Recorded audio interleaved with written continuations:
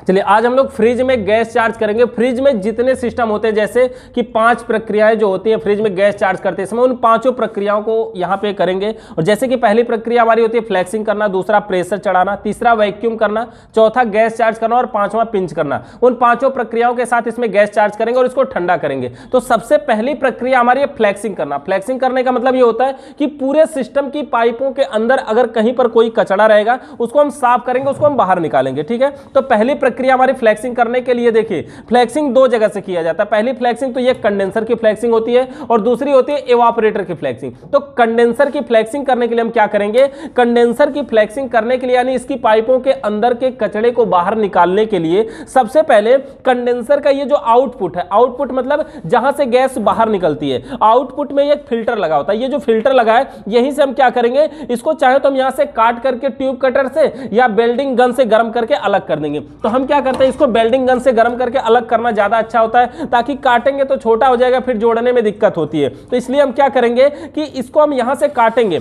और welding gun से इसको गर्म करेंगे और फिर अलग कर देंगे। तो वहां से माचिस जलाइए और वेल्डिंग गन से गर्म करके हम क्या करेंगे, इसको अलग करेंगे। और जब ये अलग हो जाएगा तो अब हम इसकी फ्लैक्सिंग करेंगे। अलग करने के लिए देखिए, ये हमारा वेल्डिंग गन है, वेल्डिंग गन ये देखिए ऐसे वेल्डिंग गन हमारा होता है, ये अलग अलग है। हमारा गैस है जो वेल्डिंग करने के लिए हम जिस गैस का यूज करते हैं वो ब्यूटेन गैस होती है। और यहाँ पर देखिए ये हमारा वेल्डिंग गन, इसको लगाने का तरीका हमारा ये होता है, इसके पीछे यहाँ पे देख पाएंगे ये वाला पिन बना होता है, नजदीक करिए, ये वाला पिन बना होता है और यहाँ इसमें भी कटा हुआ निशान बना होता है। इसी निशान पर इसको लगाना है और लगा के ऐसे दबा के थोड़ा सा घुमा देना है और ये लग गया। अब हम क्या करेंगे, माचिस से जलाइए इसको, थोड़ा सा ऐसे हम गर्म करेंगे, इसको हम जलाएंगे यहां से देखिए इस प्रकार से। और अब हम क्या करेंगे, इसको गर्म करेंगे। जब हम गर्म करेंगे तो धीरे धीरे क्या होगा, ये लाल हो जाएगा, बढ़िया तरीके से रेड हो जाएगा। ये देखिए रेड हो जाएगा। और जब ये पूरी तरह से गर्म हो जाए तो हम क्या करेंगे, इसके फिल्टर को यहां से निकाल के अलग कर देंगे और उसके बाद इसके कंप्रेसर मोटर को चालू करेंगे। तो यहाँ पर देखिए हमारा ये गर्म हो रहा है, यहाँ से जैसे ये गर्म होगा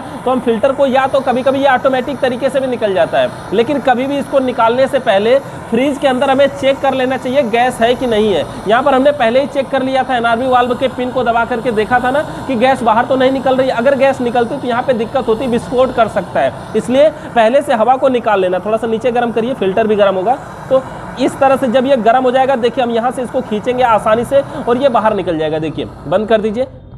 अब देखिए ये फिल्टर हमारा यहां से अलग हो गया इस तरह से, और देखिए ये पाइप कितना लाल हुई है। अब हम क्या करेंगे, इस प्लेट को हटा लेंगे थोड़ी देर में और उसके बाद प्लेट को हटाने के बाद अब हमारा ये जो कंप्रेसर है, जो हमारे फ्रिज का कंप्रेसर है, इसको हमें चालू करना है। तो चालू तो हम रिले ओएलपी लगा के भी कर सकते हैं, डायरेक्ट भी कर सकते हैं। तो देखिए हमारे पास ये जो अभी इसके अंदर कुछ नहीं लगा हुआ है, कोई रिले ओएलपी, तो ये जो हमारी इस वर्कशॉप कंप्रेसर में लगा है इसी को हम निकाल के वहां पे लगा देते हैं। ये हमारा रिले, एक हमारी ये ओएलपी है और ये हमारा रिले है। दोनों में देखिए ये थिम्बल वाला एक तार लगा हुआ है। हम क्या करते हैं, इसमें लगाने का तरीका ये होता है कि पहले हमें ओएलपी लगाना है और बाद में रिले लगाना है। तो हम क्या करते हैं, इस ओएलपी को लगाएंगे, इसमें ऊपर एक पिन होती है कामन की, उसी कामन पे देखिए इसको हमें लगाना है। इस तरह से हम इसको लगा दिए और ये कामन वाले पे लग गया। ये सब में ऊपर नहीं होता है, कुछ में नीचे भी होता है। और यहाँ पे इसके नीचे देखेंगे ये वाला हमारा रिले है, तो रिले को इसके नीचे के दोनों पिनों में हम यहाँ पे लगा देते हैं। ओएलपी जब हमारा लग चुका तो हमारे पास टोटल ये 2 तार मिल गए। अब हम इसमें न्यूट्रल और फेज की सप्लाई देंगे तो हमारा ये कंप्रेसर मोटर चलेगा। चलिए एक मेन लीड लाइए। इसके जो मेन दोनों तार हैं इसमें हम क्या करते हैं, एक सप्लाई जोड़ देते हैं। ये हमारे मेन लीड की सप्लाई है, इसमें हम यहाँ पर सप्लाई देंगे।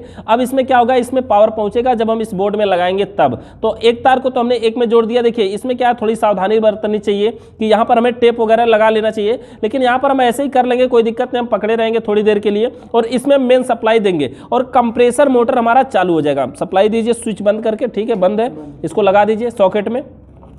लगाने के बाद हम स्विच को ऑन करेंगे, जैसे ही ऑन करेंगे ये हमारा कंप्रेसर मोटर चालू हो जाएगा। देखिए ये कंप्रेसर मोटर हमारा चालू हो गया। अब क्या करेगा, ये गैस को सक्शन लाइन से खींच के डिस्चार्ज लाइन से बाहर करेगा। इस चार्जिंग वाल्व के ऊपर अगर एनआरबी वाल्व लगा है तो इसको हम थोड़ी देर के लिए निकाल लेते हैं।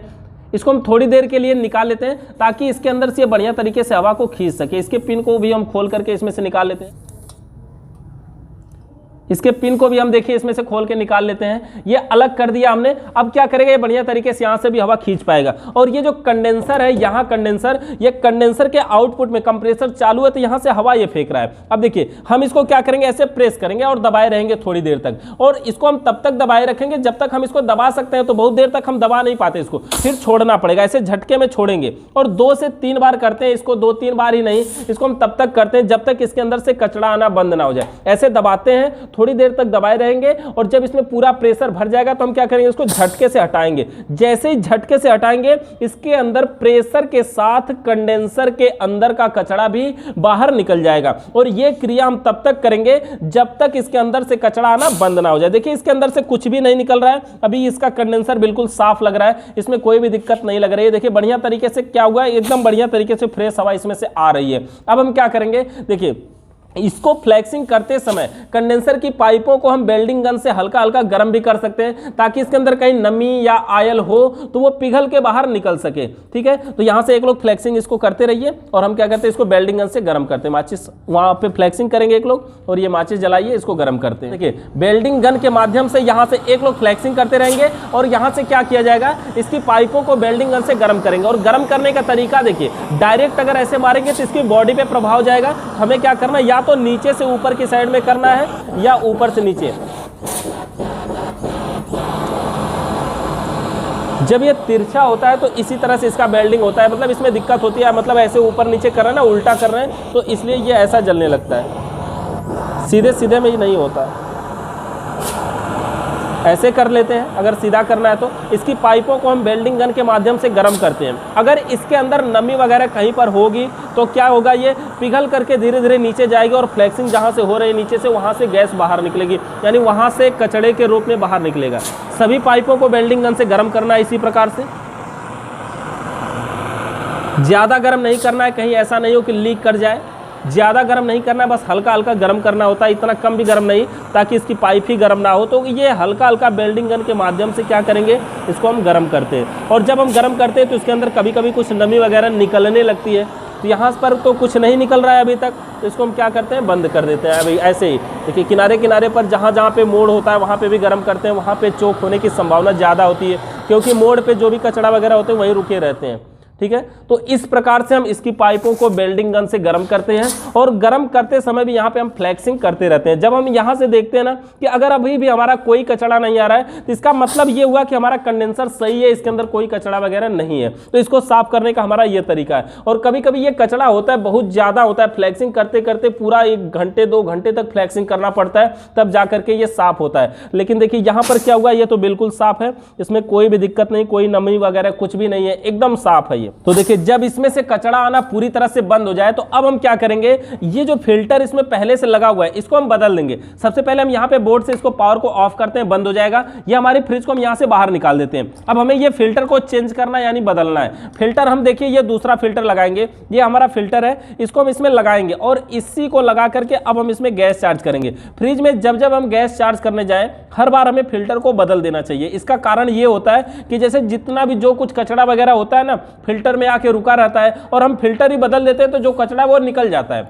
फिर चोक होने की जल्दी संभावना नहीं होती। क्योंकि अगर हम गैस चार्ज करने जा रहे हैं तो फिल्टर को बदल ही देना चाहिए। सस्ता भी होता है, बहुत महंगा भी तो नहीं होता है कि नहीं इससे बदलने से कोई दिक्कत होती है। यहाँ से फिल्टर को हम यहाँ देखिए दूसरा फिल्टर निकालेंगे। ये फिल्टर हमारा वैसे स्टेनर फिल्टर है, एसी में भी प्रयोग किया जाने वाला फिल्टर है। इसको हम यहाँ पे फ्रिज में भी लगा देंगे, कोई दिक्कत नहीं। इसके अंदर सिलिकॉन की गोलियां भी हैं, है ना, इसके अंदर सिलिकॉन की गोलियां, इसी फिल्टर को हम यहाँ पे लगा रहे हैं। तो देखिए ये हमारा कंडेंसर के बाद अब हमें लगाना है फिल्टर। इसके बाद देखिए ये कैपिलरी ट्यूब है, इसको हमें यहाँ क्या करेंगे, ट्यूब कटर से काट के निकाल के अलग कर देंगे। देखिए इसको गर्म करके निकालने से कोई फायदा नहीं होता, इसको हम यहाँ से ट्यूब कटर से काट के निकाल देते हैं तो अच्छा होता है। ये हमारा ट्यूब कटर होता है, इसके जरिए हम इसको काटेंगे अपने फिल्टर को। और फिल्टर को काट करके देखिए ट्यूब कटर को काटने के लिए एक स्पेशल कटर भी आता है, जो ट्यूब कटर को काटने के लिए प्रयोग किया जाता है, प्लायर की तरह होता है। यहाँ पर देखिए देखिए, इसके अंदर देखिए कितना पतला सा व्यास होता है, इतने पतले में इसका गैस का संचार होता है, इतना पतला व्यास होता है। अब हम क्या करते हैं, चलिए ये हमारा नया वाला फिल्टर है, इस फिल्टर को लगा करके हम यहाँ जोड़ देते हैं। ये देखिए इसमें दो साइज का व्यास बना हुआ है, एक मोटा एक पतला है। हम क्या करते हैं, किसी एक में लगा देते हैं, वैसे एक ऑटो वैक्यूम करने के लिए बना होता है, इसको हम लगाएंगे नहीं, एक ही को लगा देते हैं और दूसरे व्यास को हम क्या करते हैं, इसमें बंद कर देते हैं, पूरी तरह से इसको हम लॉक कर देते हैं, इसमें कुछ हम नहीं लगाएंगे। अगर चाहे तो लगा भी सकते हैं, लेकिन यहां पर हम कुछ नहीं लगाएंगे, इसको हम लॉक कर देंगे, पूरी तरह से बंद कर देंगे, पैक कर देंगे। एक लाइन को देखिए, यहां पर हमने इसको बंद कर दिया। अब हम क्या करेंगे, इसको वेल्डिंग करेंगे, वेल्डिंग करके इसको बढ़िया तरीके से जोड़ देंगे। और यहां पे जानते हैं ये एक पाइप लोहे की और एक कॉपर की होने के कारण ब्रिजिंग रॉड के साथ साथ यहां पे हमें फ्लक्स पाउडर का भी यूज करना पड़ेगा, तभी वो जुड़ पाएगा। तो चलिए हम इसको वेल्डिंग करते हैं। चलिए इसको वेल्डिंग करने के लिए देखिए ये हमारे पास फ्लक्स पाउडर है, इस पाउडर का हम यूज करेंगे। पाउडर को यहीं पे रख देते हैं, चाहे तो हम जमीन पे गिरा लेते तो और सुरक्षा होती, लेकिन हम इसी में रहने देते हैं, कोई दिक्कत नहीं है। और ये हमारा वेल्डिंग गन, इसको लगा करके हम गर्म करते हैं। जलाइए माचिस। इसके बाद देखिए इसको हम क्या करेंगे, इसको हम लगा के गर्म करते हैं। लोहे की प्लेट यहाँ पे लगाइए, पीछे साइड में लोहा की प्लेट लगाना जरूरी है, ताकि पहली बात तो इसकी बॉडी खराब ना हो, दूसरी बात ये जल्दी से गर्म हो जाए बढ़िया तरीके से, इसलिए लोहे की प्लेट लगाते हैं। ये हमारा पास है ये फ्लक्स पाउडर।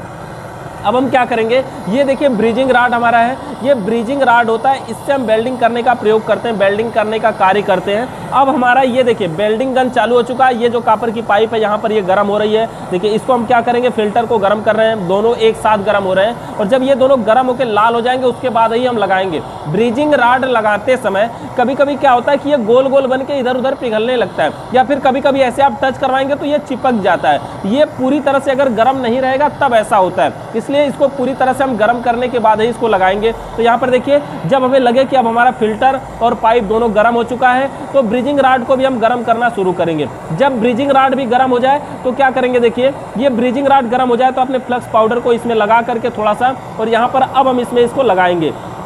तो यहाँ पर देखेंगे जब ये अगर बढ़िया तरीके से गर्म होगा तो ये चिपक जाएगा, बढ़िया तरीके से सोल्ड हो जाएगा, बढ़िया तरीके से जुड़ जाएगा, इसमें कोई भी दिक्कत नहीं होगी। बंद करिए, बंद करिए, बंद करिए। देखिए यहां पर ये हमारा हो गया जुड़ चुका, बढ़िया तरीके से वेल्डिंग हो चुका। अगर इसको हम ज्यादा देर तक और गर्म करते ना तो ये जो हमारा लगा हुआ है वो भी पिघल के नीचे चला जाता और उसमें भी दिक्कत होती। लेकिन यहां पर देखिए बहुत ही कम समय में बहुत ही थोड़ी सी ब्रिजिंग रॉड भी खत्म हुआ और बहुत ही बढ़िया तरीके से ये जुड़ गया, वेल्डिंग हो गया। अब देखिए ये हमारा बढ़िया तरीके से वेल्डिंग हो गया। इसका लीकेज अगर होने की लग रहा है कि यहाँ संभावना हो सकती है, तो अभी तो हमारी जो दूसरी प्रक्रिया उसमें हम लीकेज चेक करेंगे। अभी तो यहाँ पर हमने क्या किया, केवल फ्लेक्सिंग किया, कंडेंसर के कचड़े को साफ किया और फिल्टर को यहाँ पर चेंज कर दिया। फिल्टर बदलने के बाद अब देखिए हमने ऊपर तो फिल्टर को जोड़ा, अब ये कैपिलरी ट्यूब को भी इसमें हमें जोड़ देना होगा। कैपिलरी ट्यूब को ये क्या करेंगे, हमारी कैपिलरी ट्यूब है, इसको तो हमने पहले से काट ही लिया है। अब हम इसको इसी में डाल करके ये नीचे वाले में इसको हम बढ़िया तरीके से लगभग इसको 1 इंच अंदर तक डाल भी लेना चाहिए। और इतना नहीं करना चाहिए कि नहीं आगे जाकर के जो जाली है उसको फाड़ उड़ के अंदर चला जाए, इतना भी नहीं, लेकिन आप थोड़ा सा इसको अंदर कर लेना चाहिए। जब यहाँ पर देखिए कैपिलरी ट्यूब को हम इसमें लगा करके और अब हम इसको भी वेल्डिंग करेंगे। इसको वेल्डिंग करने के लिए लगाइए प्लेट और फिर से हम इसको क्या करेंगे, हल्का गर्म करेंगे। और जब हम गर्म करेंगे तब जाके इसको हम वेल्डिंग कर देंगे इसी तरह से ब्रिजिंग रॉड से। और फिर ये हमारा जो नया फिल्टर है लग गया। और इसके बाद हम करेंगे एवापोरेटर की फ्लेक्सिंग। एवापोरेटर की फ्लेक्सिंग मतलब जो ठंडा करने वाला भाग है उसके अंदर के कचड़े को हम कैसे बाहर निकालेंगे। यहां पर देखिए कैपिलरी ट्यूब को हम जोड़ रहे हैं, कैपिलरी ट्यूब को इस प्रकार से जोड़ेंगे और कैपिलरी ट्यूब के जुड़ने में ज्यादा टाइम नहीं लगेगा। गर्म तो हो, पहले दूर करिए, गर्म करिए।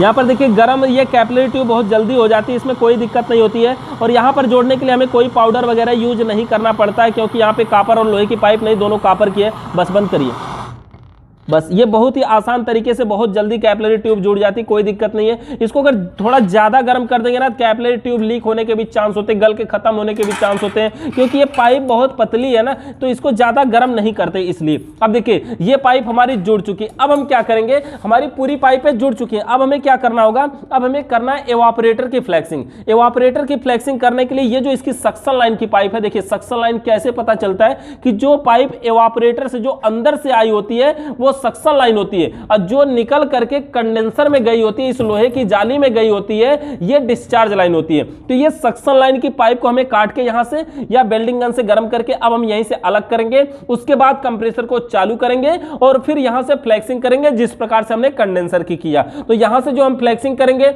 वो एवापोरेटर की फ्लेक्सिंग हो जाएगी। एवापोरेटर के अंदर कचरा वगैरह होगा तो वो बाहर निकल जाएगा। तो चलिए हम यहां से इसको वेल्डिंग करके इसको खोलते हैं। यहां से प्लेट लगाइए, प्लेट लगाने के बाद क्या करेंगे, हमारा वेल्डिंग गन है, वेल्डिंग गन से हम क्या करेंगे, इसको गर्म करेंगे और गर्म करके इसकी पाइप को खोल के अलग करेंगे। यहां से देखिए, इसको हम तेज करिए, थोड़ा सा तेज करेंगे और ये जब पाइप गर्म हो जाएगी तो इसको हम खोल के बाहर निकालेंगे, लेकिन पहले ये गर्म हो जाए। इधर वाले जोड़ को हमें खोलना है, उधर वाले को नहीं, इधर ही। यहाँ पे देखिए, जब ये गर्म हो जाएगा उसके बाद इस पाइप को हम ऐसे खींच के निकाल लेंगे और ये निकल जाएगा। उसके बाद देखिए, बंद कर दीजिए उसको, वेल्डिंग गन को अपने बंद कर देंगे और देखिए ये पाइप को थोड़ी देर तक दूर पकड़े रहेंगे। अगर इसको हम अभी छोड़ देते हैं तो क्या ये उसमें जाकर के दोबारा चिपक सकता है, इसलिए हम इसको थोड़ी देर तक ऐसे दूर पकड़े रहेंगे। और अब ये देखिए, अब उसमें जाकर के चिपकेगा नहीं, जुड़ेगा नहीं, कोई दिक्कत नहीं है। अब ये ठंडा हो चुका ना, अलग हो गया, कोई दिक्कत नहीं है। अब हम क्या करेंगे, ये देखिए हमारा रिले एलपी तो यहाँ पे लगा हुआ है। अब हम यहाँ पे क्या करेंगे, इसमें सप्लाई देंगे। सप्लाई देने का मतलब ये हुआ, इसमें सप्लाई देंगे और कंप्रेसर मोटर चालू करेंगे। अब ये जो चालू होगा ना, तो देखेंगे ये जो पाइप हमने अभी अभी खोला है वहां से गैस को बाहर फेंकेगा। अगर वहां से गैस नहीं फेंक रहा है तो इसका मतलब ये हुआ, ये देखिए इससे पहले अगर कहीं लीकेज होगा, अब यहां से देखिए फिल्टर के पास से या कैपिलरी ट्यूब के पास से अगर कहीं लीकेज होगा तो यहां से हमें पता चलेगा कि हाँ यहां से लीक है और गैस आगे नहीं जा पाएगी। तो सबसे पहले देखिए, यहां क्योंकि आगे कैपिलरी ट्यूब है, ये गैस को रोक भी लेता है, इसलिए देखिए ये जो हमने बनाया अभी, तो यहां पर देखिए ये फिल्टर कैपिलरी ट्यूब के पास में थोड़ा सा लीकेज रह गया है, इसको हमें अभी फिर से जोड़ना पड़ेगा। देखिए यहां से ये गैस निकल रही है ना नीचे से, यहां पाइप में तो आ ही नहीं रही, इससे पहले यहीं से निकल रही है, उसको हमें लीकेज हो गया तो वहां पे इसको हमें जोड़ना पड़ेगा। फिर से हम इसको बंद करते हैं, सप्लाई को बंद करते हैं और ये कैपिलरी ट्यूब के पास हम इसको वेल्डिंग करके फिर से इसको जोड़ेंगे। जोड़ने के बाद दोबारा हम फिर से ऐसे प्रेशर चढ़ा के चेक करेंगे, उसके बाद हम लीकेज भी चेक करेंगे आखिरी प्रक्रिया में। गर्म करते समय देखिए ये अंदर की साइड में नहीं जुड़ा था, तो अगर कभी कभी अंदर की साइड में ना जुड़े तो हम क्या करते हैं, ये ब्रिजिंग रॉड को थोड़ी दूर गर्म करने के बाद ऐसे हम चाहे तो इसको मोड़ करके इस तरह से बना लेते हैं आसान तरीके से। और जब गर्म करके मोड़ के ऐसे बना लेते हैं तो पीछे की साइड में जहां नहीं जोड़ पा रहे थे पिछली सिरा में, वहां पर भी ऐसे हम जोड़ पाते हैं, कोई दिक्कत नहीं होती। ये जहां पे कैपिलरी ट्यूब की पाइप फिल्टर से जुड़ी है, इसको हमने दोबारा से जोड़ दिया क्योंकि यहाँ पे थोड़ा सा लीकेज रह गया था। अब हम इसको फिर से चालू करते हैं और चालू करके देख लेते हैं, लेकिन थोड़ी देर में चालू करते हैं क्योंकि अभी अभी तुरंत जोड़ा है ना, तो ये गर्म हो सकता है, गर्म होकर के फिर से खुल भी सकता है इसका जोड़। चलिए चालू करते हैं। यहाँ पर हमने सप्लाई को लगा दिया, स्विच को ऑन किया, कंप्रेसर मोटर चालू हो गया। अब देखिए अब की बार यहाँ से गैस नहीं निकल रही, यानी लग रहा है कि अच्छी तरीके से जुड़ चुका है। इसको फाइनली चेक करेंगे हम और आगे जब हमारी दूसरी प्रक्रिया होगी प्रेशर चढ़ाने का। अभी तो ये हमारी पहली प्रक्रिया है कि सिस्टम की पाइपों के अंदर से हम कचड़े को बाहर कैसे निकालें। तो देखिए यहां पर तो हमने कचड़े को बाहर निकाला, कंडेंसर साफ हो चुका, फिल्टर को हमने बदल दिया। अब हम करेंगे एवापोरेटर की फ्लैक्सिंग। यहां से ये वाली जो पाइप है हमारी, इसको हम क्या करेंगे, यहीं से एवापोरेटर की फ्लैक्सिंग करेंगे। ये थोड़ा सा ठंडा हो जाए तब हमें करना होगा। देखिए अब हमने ये सक्शन लाइन की जो पाइप खोल दिया, कंप्रेसर को चालू कर दिया, तो क्या करेंगे, इस पाइप को अब हम हाथ के अंगूठे से ऐसे दबाएंगे और इसको भी हम तब तक दबाए रखेंगे जब तक इसमें पूरा प्रेशर ना भर जाए। और जब इसमें प्रेशर भर जाएगा तो झटके से हम हाथ के अंगूठे को हटाएंगे, लेकिन अभी देखिए इसमें पूरा प्रेशर नहीं भरा है। इसको हम ऐसे दोनों हाथों से पकड़े रहेंगे तेज गति से, जितना तेज हम पकड़ सकते हैं पकड़ ले, कोई बात नहीं है। देखिए हमने यहाँ झटके से छोड़ा तो ये क्या हुआ कि इसके अंदर की नमी या कचरा अगर कहीं होगा एवापोरेटर में तो वो सब बाहर निकल जाएगा। इस प्रकार से देखिए हम क्या करेंगे, ऐसे ही करते रहेंगे 4, 5, 6 बार, या फिर अगर कचरा निकलता है कभी कभी आधा घंटा तक लगातार हमें करना पड़ता है, तो बार बार हम इसी प्रकार से ऐसे फ्लैक्सिंग करते रहेंगे और इसके अंदर जहां भी नमी कचरा वगैरह होगा वो सब क्या होगा, बाहर निकल जाएगा। और ये एवापोरेटर की फ्लैक्सिंग करते समय भी हम एवापोरेटर की पाइपों को वेल्डिंग गन से हल्का हल्का गर्म कर सकते हैं। तो देखिए एवापोरेटर की फ्लैक्सिंग इधर से हम करते रहेंगे और हम चलते हैं एवापोरेटर की पाइप को वेल्डिंग गन से हल्का हल्का गर्म करते हैं। जो इसके एवापोरेटर की पाइपें हैं उसको हम वेल्डिंग गन से हल्का हल्का गर्म करेंगे। इधर आइए, देखिए एवापोरेटर की फ्लैक्सिंग करने के लिए जो फ्रिज के आगे हमारा एवापोरेटर लगा होता है ना, इसको हम क्या करेंगे, ऐसे वेल्डिंग गन के माध्यम से देखिए हल्का हल्का गर्म करेंगे। ये वेल्डिंग गन हमारा जल रहा है, इसके द्वारा हम पाइपों को हल्का हल्का गर्म करेंगे। इसका प्रभाव पीछे वाली बॉडी पे ना जाए और ज़्यादा भी गर्म नहीं करना है, हल्का हल्का गर्म करना है। और पीछे एक लोग फ्लैक्सिंग करते रहेंगे। फ्लैक्सिंग करने से क्या होगा, जो नमी वगैरह है वो पिघल करके पीछे जाती रहेगी और इसी प्रकार से हम वेल्डिंग गन से इसको गर्म कर देंगे ताकि जो नमी है वो निकल जाए और बढ़िया तरीके से। तो कंडेंसर की भी फ्लैक्सिंग हम इसी प्रकार से करते हैं, वेल्डिंग गन के माध्यम से हल्का हल्का गर्म कर देते हैं इसकी पूरी पाइपों को। इससे क्या होता है, पूरी पाइप की जो नमी कचरा वगैरह वो सब बाहर निकल जाती है। बहुत देर तक गर्म नहीं करना है, बस 2 से 3 मिनट तक इसको हम गर्म करते हैं बढ़िया तरीके से, उतने में ये गर्म हो जाता है। बाकी जैसी स्पीड रही वैसी गर्म करना है। अब देखिए हमने इसको वेल्डिंग गन से गर्म कर दी। अब हम एवापोरेटर की फ्लैक्सिंग को दोबारा करते हैं और एवापोरेटर की फ्लैक्सिंग हम इस प्रकार से करते रहेंगे और वेल्डिंग गन से उसी तरह से गर्म कर देंगे। तो क्या होगा, अब इसके अंदर का जो कचरा वगैरह है वो सब कुछ बाहर निकल जाएगा। अगर इसमें लग रहा है कि कुछ होगा तो बाहर निकल जाएगा, और अगर हाँ संभावना खत्म है कि नहीं इसके अंदर कचरा वगैरह नहीं है तो हम जोड़ करके अगली प्रक्रिया अपनाएंगे। लेकिन अभी हम क्या कर रहे हैं, एवापोरेटर की फ्लैक्सिंग कर रहे हैं, यानी पीछे जो एवापोरेटर है उसकी पाइपों के अंदर के कचरे को बाहर निकाल रहे हैं। देखिए इस तरह से हम करते रहेंगे 4-5 बार और थोड़ी देर तक करिए। इसके एवापोरेटर में चोक था शायद, इसके अंदर से कचरा निकलना चाहिए, निकलेगा अभी थोड़ी देर में। तो देखिए जब एवापोरेटर से कचरा आना बंद हो जाए, अब देख पाएंगे यहां पर हम फ्लैक्सिंग तो कर रहे हैं लेकिन अब इसके अंदर से कोई कचरा या कोई नमी वगैरह कुछ नहीं निकल रहा है, सब कुछ एकदम क्लियर है, तो बढ़िया तरीके से साफ है, इसमें कोई कचरा नहीं है। तो अब हम क्या करेंगे, यहां से हम सप्लाई को, पावर को बंद करते हैं और बंद करने के बाद इसकी पाइप को हम फिर से यहां पर जोड़ देंगे जहां से हमने खोला था, ये सक्शन लाइन में। इसको जोड़ने के बाद हम क्या करेंगे, अगली प्रक्रिया होगी हमारी प्रेशर चढ़ाना। प्रेशर चढ़ाने का मतलब ये होता है कि सिस्टम में लीकेज चेक करना, क्योंकि अभी अभी हम पाइप को 2 जगह से काटे थे। पहली बात तो फिल्टर से काटे, फिल्टर के दूसरे सिरे कैपिलरी से काटे और सक्शन लाइन से काटे, यानी पाइप 3 जगह से कटी है, कटने के बाद जुड़ी है। तो इन तीनों जगह में कहीं लीकेज तो नहीं है, या इनके अलावा कहीं और अगर लीकेज होगा तो वो लीकेज चेक करने के लिए हम दूसरी प्रक्रिया अपनाएंगे, प्रेशर चढ़ाना। इसका देखिए इसकी जो पाइप है यहाँ पे देख पाएंगे ज्यादा सारा ब्रिजिंग रॉड है, कई बार इसको वेल्डिंग किया जा चुका है। तो हम क्या करते हैं, चलिए इसको गर्म करके और पहले इसको हम साफ करेंगे। साफ करने के बाद ये वाली पाइप हम लगाएंगे। देखिए यहाँ पर ये जो इतनी छोटी सी पाइप ये इतनी बड़ी लगी हुई है, ये भी देख पाएंगे कि ये नॉर्मल की अपेक्षा अलग साइज के, यहाँ पे देखिए पतली है, यहाँ पर ये अलग सी पाइप जोड़ दी गई थी, क्योंकि इस पाइप ये पाइप यहाँ से छोटी हो गई थी और पाइप में स्वांगी टूल से फिर फ्लेयर बनाना पड़ता, तो न बनाने के कारण थोड़ी सी मोटी पाइप भी लगा देंगे तो कोई दिक्कत नहीं होती। यहाँ पर हमने छोटी सी पाइप अलग व्यास की लगा दिया है, इससे मोटी व्यास की लगा दिया ताकि इसके अंदर ये भी चली गई और वो वाली पाइप भी इसके अंदर आ जाएगी और आराम से ये जुड़ जाएगा। चलिए पहले इसको गर्म करिए और इसको साफ किया जाएगा। यहाँ पे वेल्डिंग करने में कुछ दिक्कत हुई, देखिए इसको हमने बढ़िया तरीके से साफ कर दिया। अब यहाँ पे हम क्या करेंगे, एक छोटी सी ये देखिए अलग व्यास की पाइप लेंगे छोटा सा, और ये जो व्यास की पाइप है ये इसमें और इसमें दोनों में चली जाएगी। ये 1/4 साइज की पाइप है, ये इसमें भी चली जाएगी और इसमें भी चली जाएगी, इसलिए छोटा सा हम लगा देंगे ताकि ये बढ़िया तरीके से जुड़ सके। यहाँ पर देखिए हमने एक छोटी सी पाइप काट लिया दोनों तरफ से, और ये इतनी बड़ी जो पाइप है ना, इसको हम क्या करेंगे, इसको जोड़ेंगे। ये जो पाइप का व्यास है वो इसमें भी चली जाएगी आसानी से और उधर वाले में भी चली जाएगी, इसलिए हमें कहीं फ्लेयर नहीं बनाना पड़ेगा, कहीं पे स्वांगी टूल का यूज नहीं करना पड़ेगा और हम इसको जोड़ पाएंगे। देखिए हमने एक साइड में ये छोटी वाली पाइप को जोड़ लिया, अब ये दूसरी साइड में भी इसको लगा करके इसको वेल्डिंग कर देंगे और ये हमारी सक्शन लाइन की पाइप जुड़ जाएगी। यहाँ पर देखिए इसको दूसरी साइड से भी जोड़ दिया गया और अब ये बढ़िया तरीके से इसमें वेल्डिंग हो चुका।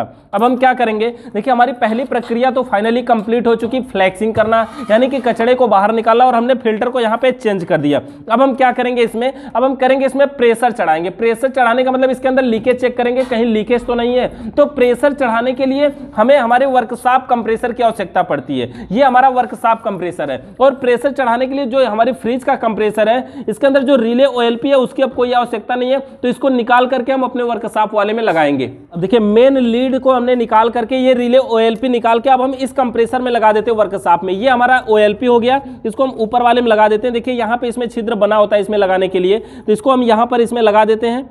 और ये जो हमारा रिले है इसके निचले वाले दोनों छिद्रों में लगा देते हैं, नीचे वाले में दोनों में लगा दिया। इसमें अब हम क्या करेंगे, इसमें सप्लाई देंगे कि ये सक्शन लाइन से खींचेगा, डिस्चार्ज से फेंकेगा। अब हम इसमें अपना गेज लगाएंगे। ये जो हमारे पास गेज है देखिए मैनीफोल्ड वाल्व है, इसको यहीं पे कहीं पे हम टांग देते हैं, ऐसे लटका देते हैं। और ये गेज में देखेंगे 3 पाइपें हैं, 3 पाइपों में इसके अंदर 2 कलर के गेज है, एक रेड कलर का है, एक ब्लू कलर का है। ये जो रेड वाला है ये हमारा प्रेशर गेज होता है, ये ब्लू वाला कंपाउंड गेज होता है। तो अभी हमें प्रेशर भरना है तो प्रेशर गेज का यूज करेंगे। प्रेशर गेज का यूज करने के लिए हम कंपाउंड गेज के हैंडल को पहले ही ऑफ कर देते हैं, पूरा टाइट कर देते हैं और प्रेशर गेज को ढीला कर लेते हैं। और उसके बाद देखेंगे हमारी जो रेड वाली पाइप है इसको जोड़ना है हमें सिस्टम में यानी फ्रिज में। तो ये फ्रिज का कंप्रेसर है और ये फ्रिज के कंप्रेसर की देख पाएंगे यहां पर फ्रिज के कंप्रेसर की ये हमारे चार्जिंग लाइन है। तो ये रेड वाली पाइप को चार्जिंग लाइन में जोड़ना है, लेकिन चार्जिंग लाइन में पाइप को जोड़ने से पहले हमने आपको देखिए ये NRB वाल्व की पिन बाहर निकाल लिया था, इस पिन को हम दोबारा से इसमें लगा देते हैं। पिन को लगाने के लिए देखिए हम क्या करेंगे, ये वाली पिन का पॉइंट है, इसी तरह से हम इसमें लगाएंगे और इसी का ये कैप है, इसी के द्वारा इसको लगा करके इसमें हम टाइट कर देंगे, ताकि ये एनआरबी वाल्व लगाने से क्या होता है कि बढ़िया तरीके से प्रेशर भी जाएगा और अगर हम चार्जिंग पाइप को खोल के निकाल लेते हैं तो प्रेशर बाहर भी नहीं निकलेगा। यहां पर देखिए हमने ये वाल्व को लगा लिया और चार्जिंग पाइप में भी दिखाया आपको, बीच में देखेंगे, इसके बीच में देखेंगे एक पॉइंट होता है छोटा सा, और यही पॉइंट जाकर के उस एनआरबी वाल्व के पिन को दबाता है तो जाकर के गैस अंदर जाती है। तो यहां पर ये रेड वाली पाइप को हम यहां पर जोड़ देते हैं, एक पाइप यहां पर हमने जोड़ दिया और अब जानते हैं कि यहां पर देखिए हमारे जो गेज था, गेज के अंदर ब्लू कलर को हमने टाइट कर दिया है पूरी तरह से, तो ये जो ब्लू वाली पाइप है ये फ्री है, इसका कोई मतलब अब नहीं रहा, तो रेड वाले को हमने जोड़ दिया। अब ये जो येलो वाली पाइप है, पीले कलर की बीच वाली पाइप है, इसको हम जोड़ेंगे अपने वर्कशॉप कंप्रेसर के डिस्चार्ज लाइन में। जो ये हमारा वर्कशॉप कंप्रेसर है इसका जो डिस्चार्ज लाइन होगा उसमें, तो यहां पर देखिए ये हमारी डिस्चार्ज लाइन है नीचे वाली। हमको पता कैसे, देखिए ये कंप्रेसर है ना, हम रोज चलाते हैं तो इसलिए पता है, बाकी आप कंप्रेसर को चालू करेंगे तो जहां से हवा को फेंकेगा वो डिस्चार्ज लाइन होगा। तो यहां पर ये डिस्चार्ज लाइन है, इसको हम क्या करते हैं, इस पाइप को यहां डिस्चार्ज लाइन में जोड़ देते हैं। उसके बाद देखिए अब हमारा ये डिस्चार्ज लाइन में जुड़ गया। अब हम क्या करेंगे, वर्कशॉप कंप्रेसर ये जुड़ा कैसे समझिए, फ्रिज का कंप्रेसर बंद रहेगा, वर्कशॉप कंप्रेसर चालू करेंगे और इसके डिस्चार्ज लाइन में हमने एक रबड़ की पाइप जोड़ा, चार्जिंग पाइप, और इस पाइप का संपर्क यहां से होते हुए गया गेज में, गेज के बिचले वाले पॉइंट में जुड़ा हुआ है मैनिफोल्ड वाल्व, ये है हमारे पास। और उसके बाद देखिए ये रेड वाला हैंडल चालू है और ये ब्लू वाला बंद है। रेड वाले से यहां से लाइट आउट होकर के और यहां से गैस जा रही इस चार्जिंग लाइन के थ्रू और पूरे सिस्टम में हवा भराएगी। तो यहां पर अब हम क्या करेंगे, वर्कशॉप कंप्रेसर को चालू करेंगे। जो गेज की सुई है इसको देखेंगे तो ये आगे बढ़ेगी जब हम इसको चालू करेंगे तो चलिए हम इसके सप्लाई को लगाते हैं। यहां पर इसके वायर को ये थोड़ा सा पकड़ लीजिए, यहां से हम सप्लाई को लगा देते हैं बोर्ड में और उसके बाद पावर को ऑन कर देते हैं। जैसे ही पावर को ऑन किया हमारा वर्कशॉप कंप्रेसर चालू हो गया और ये गेज में से देखिए प्रेशर जा रहा है और गेज की जो सुई है वो धीरे धीरे देख पाएंगे अभी प्लस में जा रही है और ये जब धीरे धीरे पूरी तरह से प्लस में चली जाए ना, लगभग 250 से 350 तक हम प्रेशर चढ़ाते हैं। कभी कभी क्या होता है ना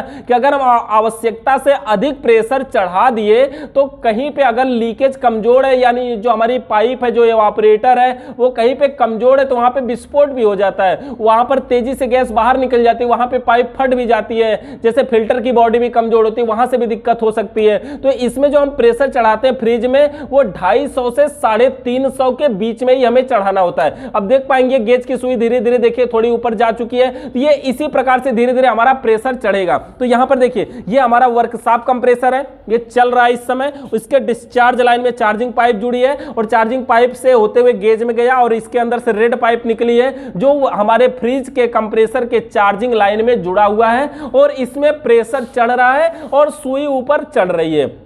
अब देखिए अगर हमारे फ्रिज में कहीं पर अगर लीकेज रहता, अगर बड़ा लीकेज रहता तो अब तक पता चलने लगता कि गैस वहां से निकल रही है, लेकिन अभी तक लीकेज पता नहीं चल रहा है। लेकिन नहीं पता चला है तो भी हो सकता है कि लीकेज बहुत कम हो, बहुत हल्का सा हो, तो उसको भी हम चेक करेंगे। और उसको हमारा चेक करने का तरीका यह होगा, पहले तो 250 से 350 प्रेशर चढ़ जाए, प्रेशर चढ़ जाएगा तो हैंडल को बंद करेंगे, हैंडल को बंद करने के बाद साबुन या शैम्पू का झाग बनाएंगे और जोड़ों पर चेक करेंगे। और अगर हम जोड़ों पे चेक अभी नहीं करना चाहते तो हम क्या करेंगे, जब हमारा 250 से 350 चढ़ जाएगा कंप्रेसर को बंद करेंगे, फिर हैंडल को भी बंद कर देंगे और थोड़ी देर तक इंतजार करेंगे कि अगर सुई वहीं रुकी है तो इसका मतलब है कि कहीं लीकेज नहीं है। लेकिन अगर सुई धीरे धीरे नीचे आती है तो इसका मतलब यह कंफर्म हो जाता है कि सिस्टम में कहीं ना कहीं लीकेज है। तो फिर हमें उस लीकेज को ढूंढ करके साबुन या शैम्पू का झाग बनाएंगे, जोड़ों पर लगाएंगे सबसे पहले और लीकेज मिलने के बाद उसको जोड़ करके वेल्डिंग कर देंगे। गेज की सुई हमारी 250 से 350 पे हो जाए तो हम क्या करते हैं, हैंडल को बंद कर लेते हैं। अभी ये जितनी भी हो गई हम क्या करते हैं, देखिए ये हमारी जो सुई है वो 250 से ऊपर जा रही है लेकिन 300 के बीच में है, तो हम क्या करते हैं, चलिए इसके हैंडल को अभी बंद कर देते हैं। पहले हम हैंडल को बंद करेंगे और फिर कंप्रेसर मोटर को भी ऑफ कर देंगे। यहां पर देखिए हमारा हैंडल, ये कंप्रेसर का हैंडल, हम ये मैनिफोल्ड वाल्व का हमारा ये हैंडल को हमने पूरी तरह से देखिए बंद कर दिया। हैंडल बंद करने के बाद इस कंप्रेसर को भी हम बंद कर देते हैं, इसकी पावर को ऑफ कर देते हैं। आप देखेंगे कि ये जो सुई है वहीं पे रुकी होनी चाहिए। अगर ये सुई धीरे धीरे नीचे आती है तो ये कंफर्म हो जाएगा कि सिस्टम में लीकेज है। अब देखिए प्रेशर चढ़ाने के बाद हम क्या करेंगे, ये जो हमारी पाइप है जो कंप्रेसर के डिस्चार्ज लाइन में लगी हुई है वर्कशॉप के, इसको हम खोल करके बाहर निकाल लेते हैं। इस पाइप को यहां से हम ढीला करेंगे, देखिए थोड़ी सी हवा निकल रही है ना, ये जो हवा निकलती है सिर्फ पाइप के निकलती, कहीं और की नहीं है, बस केवल पाइप की इतने दूर की हवा। इस पीली वाली पाइप के अंदर की हवा नहीं निकली है, सुई देखेंगे वहीं पे रुकी है, वहीं रुकी होनी चाहिए। अगर धीरे धीरे नीचे आ रही है तो इसका मतलब है कि लीकेज है, और लीकेज हमें चेक करना पड़ेगा साबुन या शैम्पू का झाग बना। अब देखिए गेज की जो हमारी सुई है वो नीचे नहीं आ रही, जितना हमने प्रेशर चढ़ाया उतना ही था लगभग। लेकिन अगर मान लीजिए प्रेशर नीचे आ भी रहा है तो हम क्या करेंगे, लीकेज चेक करने के लिए देखिए हमने साबुन या शैम्पू का ऐसे कुछ झाग बनाएंगे। यहां पर हमने एक झाग बनाया हुआ है और इस झाग को हम क्या करेंगे, सबसे पहले जोड़ों पे लगा के देखिए इस प्रकार से चेक करेंगे। ऐसे अगर हम पकड़े रहेंगे और यहां पे अगर लीकेज होता है तो क्या होता है, बुलबुले टाइप का बाहर निकलता है ना। तो यहां पर देखिए लीकेज नहीं है, यानी ये कंफर्म पाइप है। दूसरी वाली लीकेज हम यहां नीचे चेक करते हैं, यहां पर भी देख लेते हैं झाग को लगा करके, और यहां से भी हम देखते हैं देखिए कहीं लीकेज होने की अगर संभावना हो तो यहां पर भी देखिए, यहां पे का भी जोड़ हमारा बहुत सही है, लीकेज नहीं है इसमें कोई। और उसके बाद हमने एक जोड़ यहां पर भी 2 जोड़ जोड़ा था, यहां पर भी हम चेक कर लेते हैं। देखिए यहां पर भी कोई लीकेज नहीं है, अगर लीकेज होता तो यहां बुलबुले टाइप का निकलता है। लीकेज होने पे कैसा निकलता है, देखिए जैसे कि ये हमारी पाइप है, यहां पर हम थोड़ा सा ढीला करके आपको दिखाते हैं। जैसे मान लीजिए ऐसे ये थोड़ा सा ढीला करते हैं, यहां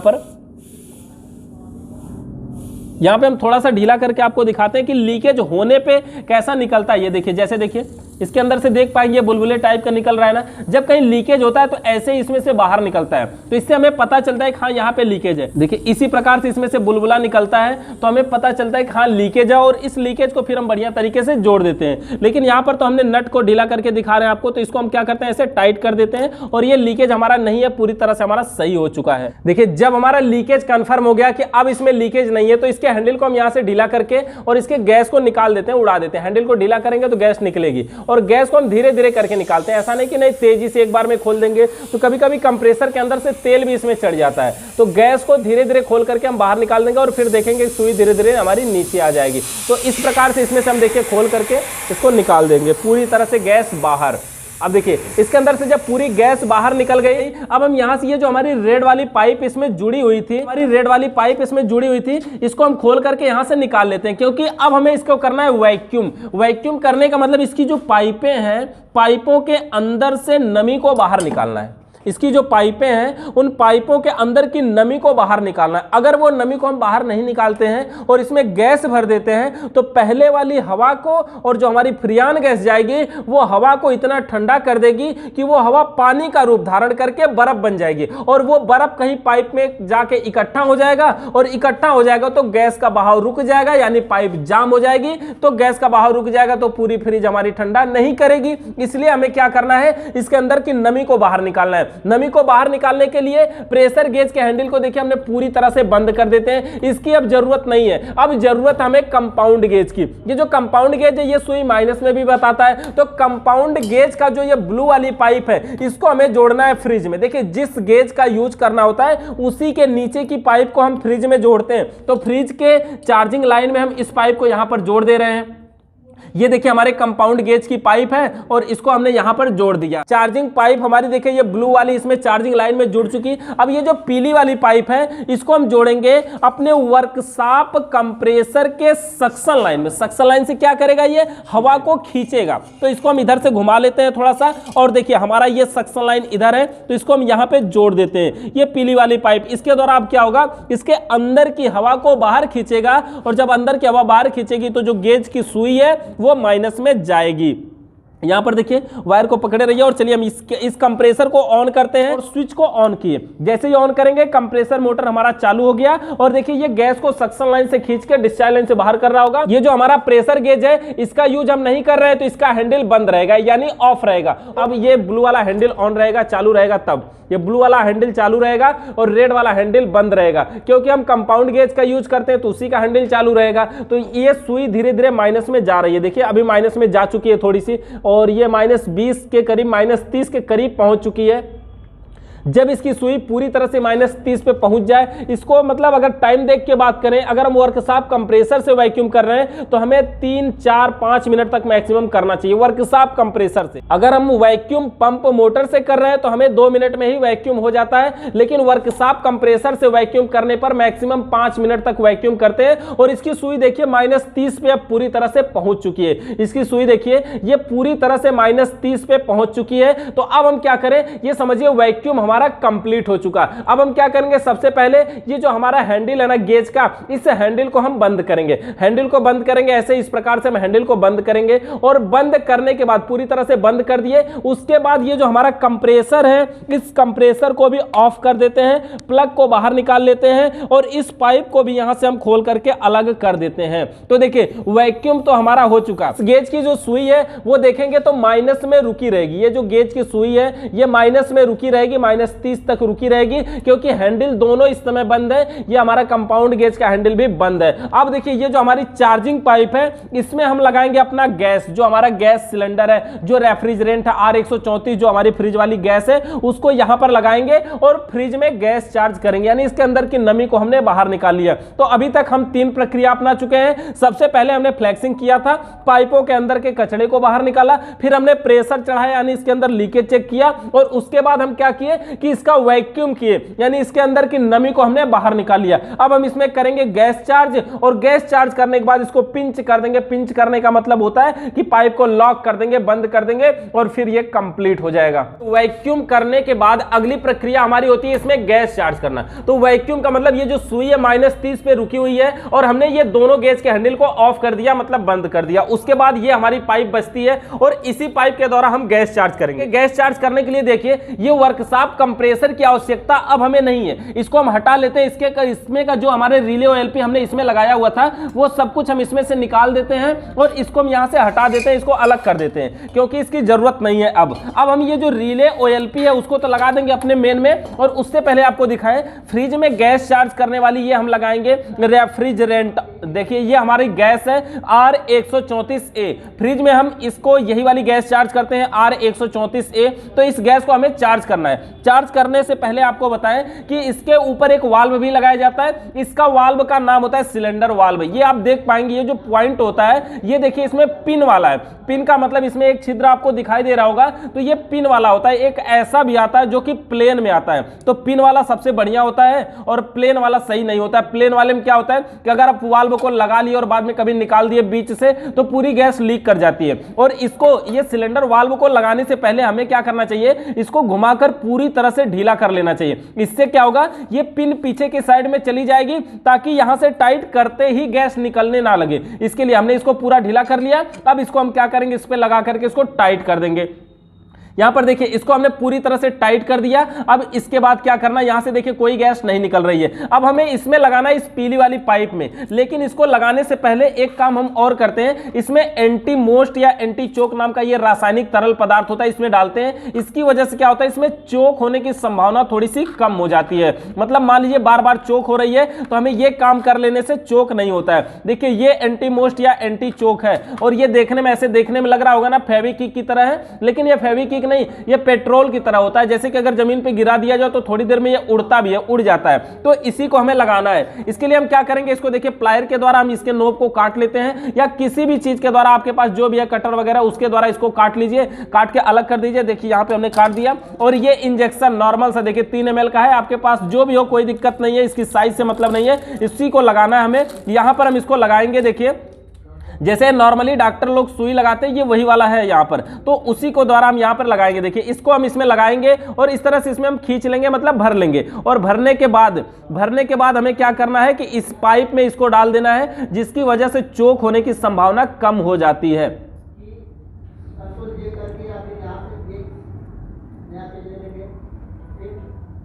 यहां पर देखिए हमने एक सिरिंज इसमें ले लिया और क्या करेंगे, अब इसी वाली अपनी चार्जिंग पाइप में लगा करके इसको भर देंगे। भरते समय क्या होता है, कभी कभी ये गिरने लगता है बाहर की तरफ, लेकिन इसको ऐसे धीरे धीरे करके इसमें भर देंगे तो ये बढ़िया तरीके से इसमें भरा जाता है। देखिए हमने एक तो पूरा इसमें डाल दिया, एक और हमें इसमें डालना है। हम इसमें 2 डाल देते हैं ताकि चोक होने का चांस बिल्कुल भी ना रहे। 2 से ज्यादा इसमें नहीं डालते हैं, लेकिन अगर ज्यादा भी डालेंगे तो कोई नुकसान नहीं करेगा, लेकिन 2 में काम हो जाता है, बढ़िया तरीके से काम कर देता है जितना इसको करना होता है। तो एक इसमें और डाल लेते हैं। 2 इसमें हमने एंटी मोस्ट डाल दिया।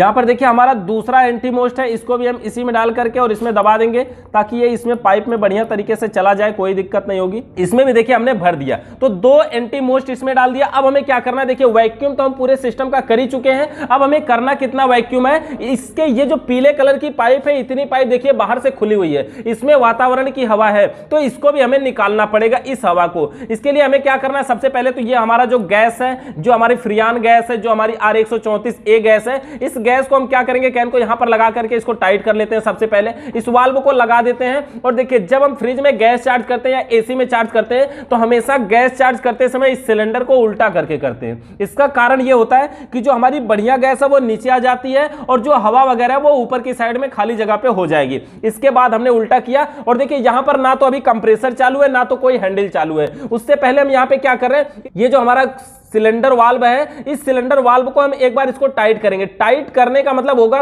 ऑन करना, ऑन करना मतलब गैस यहां से निकलेगी। तो पहले हम इसको एक बार टाइट करते हैं और टाइट करने के बाद देखिए इसको हमने टाइट कर दिया और टाइट करके हम इसको बंद कर देते हैं। बंद कर दिया हमने यहां पर इसको पूरी तरह से मतलब ढीला कर दिया। तो इससे क्या हुआ, अब जो गैस थी वो गैस निकल करके इन पाइपों से होते हुए यहां तक पहुंची होगी, लेकिन यहां से आगे नहीं पहुंची क्योंकि दोनों हैंडल ऑफ है। तो इसके अंदर की नमी को हमें बाहर निकालना है। निकालने के लिए हम क्या करेंगे, अब यहां से थोड़ी सी इस नट को ढीला करेंगे। यहां से हम थोड़ी सी इस नट को ढीला करें और थोड़ी सी गैस को उड़ा देंगे। देखिए थोड़ा सा ढीला करके इसमें थोड़ी सी गैस को उड़ा देंगे। यहां से देखिए, दिखाई नजदीक से, देखिए यहां से हम थोड़ी सी गैस को ढीला करके ऐसे उड़ा देंगे और जब लगे कि अब हमारा जो इसमें का नमी है वो निकल चुका है, ये सिर्फ पाइप की नमी बाहर निकल रही है, तो इस नमी को हमने यहां से पूरी तरह से देखिए बाहर निकाल दिया। अब ये क्या हुआ, अब इस पाइप का भी वैक्यूम बढ़िया तरीके से हो चुका है। अब देखिए यहां पर ये तो हमारा कंप्लीट हो गया, इसको हम बढ़िया तरीके से टाइट कर देते हैं ताकि यहां से लीकेज वगैरह ना रहे। अब हमें क्या करना है, इस कंप्रेसर को पहले ऑन करना है, मतलब चालू करना है। तो अब देखिए ये फ्रिज के कंप्रेसर को हम चालू करेंगे और चालू करने के लिए देखिए यहां पर तो हम अलग से रिले OLP लगा रहे हैं, लेकिन आप जो करेंगे वो फ्रिज का जो मेन लीड होगा वही लगा करके मेन सप्लाई दे देंगे और ये चालू हो जाएगा।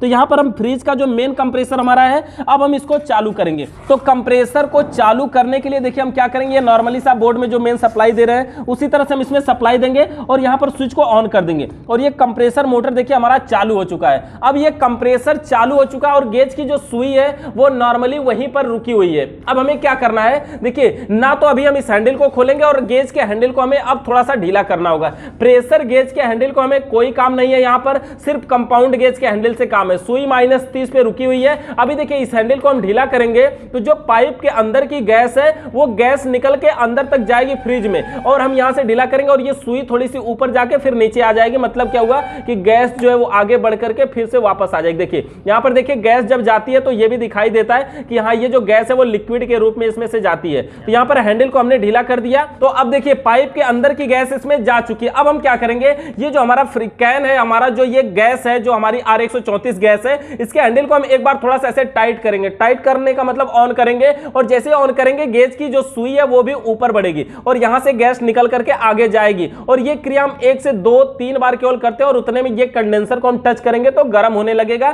तो समझिए कि ये जो हमारा सिस्टम है वो काम कर रहा है बढ़िया तरीके से। इसके बाद हम देखिए यहां से क्या करते हैं, थोड़ी टाइट करते हैं और जैसे देखिए हमने टाइट किया, यहां पर देख पाएंगे जो सुई है वो ऊपर बढ़ती है और फिर हमने यहां से ढीला कर दिया, सुई फिर से धीरे धीरे नीचे आ जाती है और इसमें भी देखेंगे जो गैस है वो लिक्विड के रूप में आगे बढ़ती है। यहां पे दिखाइए, यहां से देखेंगे जो गैस है देखिए वो लिक्विड के रूप में जाती है और दिखाई देता है हाँ ये लिक्विड के रूप में गैस जा रही है। इसके बाद देखिए यहां से हमने हैंडल को ढीला कर दिया, मतलब ऑफ कर दिया गैस को। तो ये जो सुई है देखिए धीरे धीरे नीचे आएगी, मतलब जो गैस का संचार है पाइपों में घूमता रहता है तो नीचे आती है और ये कंडेंसर की पाइप को अभी भी आप टच करके देखिए ये हल्का हल्का अब गर्म होने लगी। तो ये बस 2 से 3 बार में ये कंडेंसर की पाइप गर्म होने लगती है और ये पाइप जितना गर्म होगी समझिए कि एवापोरेटर उतना अधिक ठंडा करेगा। अब हम देखिए एक बार इसको और खोल देते हैं, एक बार हम इसको और ढीला करते हैं, 2 से 3 बार केवल करते हैं और उतने में ये ठंडा करने लगती है। देखिए एक बार हमने और ढीला किया, यहां से देखेंगे सुई भी ऊपर बढ़ रही है, यहां से गैस निकल के जा रही है और बस अब हम इसको फिर से नॉर्मल कर देते हैं।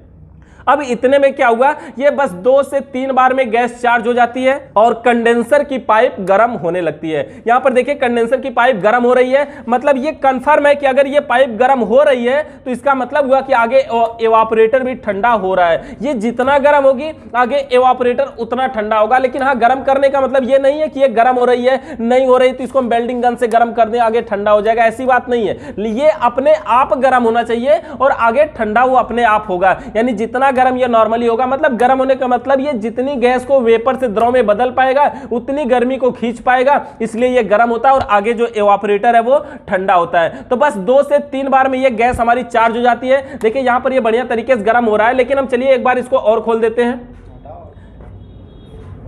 एक बार इसको हम और गैस को ढीला यहां से करते हैं। देखिए ढीला करने का मतलब इसको टाइट करेंगे तो ये ऑन होगा, तो यहां से गैस निकल करके जाएगी। एक बार हमने इसको और किया और यहां पर सुई को देख सकते हैं आप, यहां से सुई निकल कर ऊपर जा रही है और फिर इसको हम यहां से ढीला कर देते हैं यानी बंद कर देते हैं, तो पूरी गैस निकल के चली जाएगी। और देखिए इसमें ये जो कैन है ना, ऐसा नहीं कि नहीं एक कैन की गैस पूरा एक ही बार में चार्ज कर देना है। ये जो कैन होता है इसमें 450 ग्राम है और एक फ्रिज में लगभग उतनी गैस चार्ज करते हैं जितने लीटर की फ्रिज होती है। जैसे 180 लीटर की फ्रिज है तो 180 ग्राम गैस चार्ज करेंगे, जितने लीटर की फ्रिज होगी उसमें उतना ग्राम गैस चार्ज करेंगे। देखिए यहां पे इसके फ्रिज के पीछे अगर देखेंगे यहां स्टिकर पे, तो इसमें लिखा भी है कैपेसिटी 190 लीटर, यानी इसमें लगभग 190 ग्राम हम गैस चार्ज कर देंगे। देखिए R134 कौन सी चार्ज करेंगे वो भी लिखा है, इसमें सब कुछ पूरा वायरिंग का डायग्राम लिखा है और सब कुछ इसमें लिखा होता है कि कितना गैस हमें ग्राम चार्ज करना चाहिए, कितना ग्राम गैस चार्ज करना चाहिए। तो देखिए जब हमें हमारी गैस चार्ज हो जाए, अब हम क्या करेंगे, इस कैन को नीचे रख देते हैं। कैन को हमने नीचे रख दिया और उसके बाद हम क्या करेंगे, सबसे पहले ये जो गेज का हैंडल है, कंपाउंड गेज का हैंडल है, इसको हम ऑफ कर देते हैं, मतलब बंद कर देते हैं। पूरी तरह से हमने अब क्या किया, इसको बंद कर दिया। बंद करने के बाद देखिए अगर हमारे पास यहां पर ये जो चार्जिंग लाइन है इसमें एनआरबी वाल्व लगा है, क्योंकि हमने बीच में एनआरबी पिन लगाया है। अगर हम चाहे तो यहां से डायरेक्ट खोल ले, कोई बात नहीं, गैस बाहर नहीं निकलेगी, वो जो एनआरबी पिन है ना वो इसमें रोक लेगी गैस को। लेकिन अभी हम इसको इसमें लगा रहने देते हैं और अगर हम खोलना चाहते हैं तो इसको खोल सकते हैं, कोई दिक्कत नहीं है। और हमारी जो फ्रिज है अब ये बढ़िया तरीके से कार्य कर रही है। चलिए देखिए ये कंडेंसर तो हमारा गर्म हो ही रहा है बढ़िया तरीके से। आगे हम आपको एवापोरेटर में भी दिखाते हैं कि अभी कूलिंग कैसी आ रही है। चलिए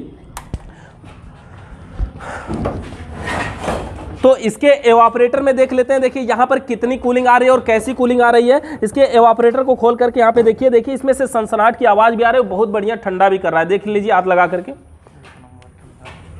अरे दिखाइए कुछ का दिख रहा है सर, वही दिखा रहे हैं।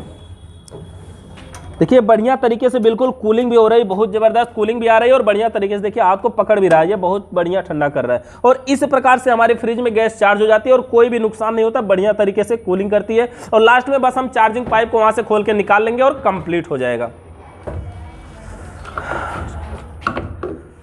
बंद कर दीजिए, वीडियो बंद।